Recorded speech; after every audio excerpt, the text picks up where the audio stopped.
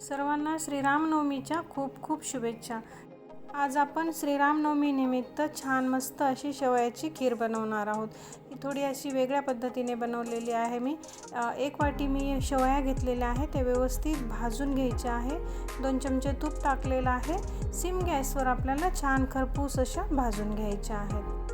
Gas फुल नाही करायचा, करपून जातात। त्यामध्ये थोडेसे मी 3 ते 4 चमचे मनुके टाकलेले आहेत। ते पण त्याच्यासोबत शेवयासोबत व्यवस्थित भाजून घ्यायचे आणि त्यामध्ये दूध टाकायचं आहे। शेवया छान भाजल्याच्या नंतर मग दूध टाकायचं। दूध गरम टाकायचं, थंड नाही टाकायचं। अर्धा लिटर दूध आहे, 1 वाटीसाठी मी अर्धा लिटर दूध टाकलेलं आहे। दूध टाकून झाल्याच्या नंतर व्यवस्थित आपण उकळून घ्यायचं आहे। 1 वाटी मी साखर टाकलेली आहे त्यामध्ये।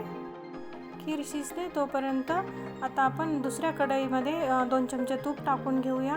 तूप व्यवस्थित गरम झाल्याच्या नंतर मी 6 अंजीर घेतलेले आहेत, व्यवस्थित बारीक कट करून घेतलेले आहेत। ते आता तुपामध्ये टाकूया आपण आणि व्यवस्थित खरपूस भाजायचे आहेत।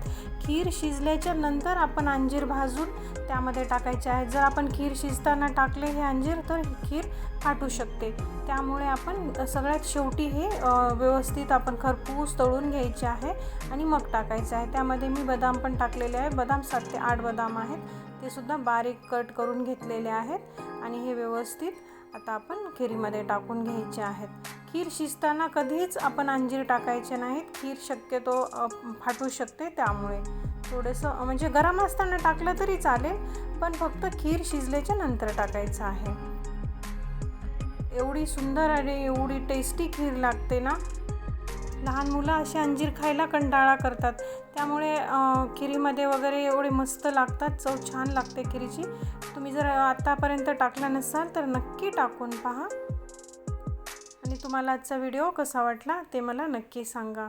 व्हिडिओ आवडला असेल तर व्हिडिओला लाईक, शेअर आणि आपल्या चॅनलला सबस्क्राईब करायला विसरू नका। खीर कशी वाटली ते मला नक्की सांगा। बाय।